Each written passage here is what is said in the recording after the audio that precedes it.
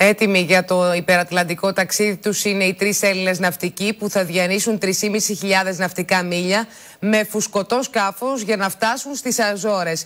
Ξεκίνησαν ήδη οι δοκιμαστικές πλεύσεις με το ελληνικής κατασκευής σκάφος. Το ρεπορτάζ είναι του Κώστα Τάτσι.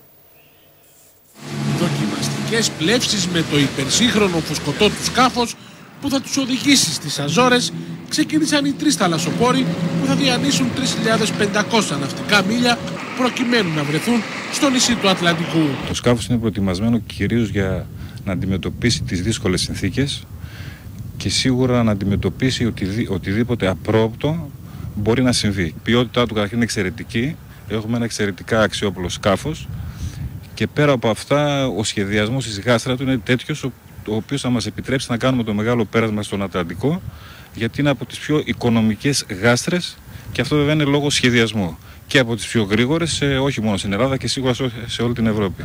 Το 10 μέτρων από Έλληνες κατασκευαστές σκάφος αποτελεί εγγύηση για την επιτυχία του εγχειρήματος, καθώς παρέχει μεγάλη ασφάλεια στο πλήρωμα ενώ είναι εξοπλισμένο με όργανα τελευταίας τεχνολογίας που θα διευκολύνουν το ταξίδι και κυρίως το πέρασμα του Ατλαντικού συνολικής απόστασης 800 ναυτικών μιλίων.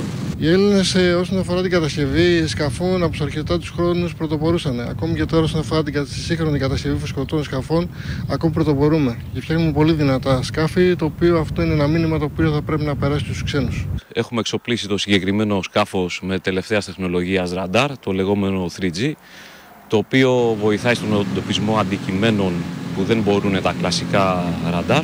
Στόχος του ταξιδιού η προβολή της Ελλάδας στο εξωτερικό με την ανταπόκριση τόσο από απλό κόσμο όσο και από φορείς χωρών της Μεσογείου να ξεπερνά κάθε προσδοκία. Πάντοτε φροντίζουμε κάθε μεγάλο ταξίδι που κάνουμε κατά καιρούς να το επενδύουμε με δυνατά μηνύματα, όπως και τώρα το μήνυμά μας είναι η Μεσόγειος μας ενώνει.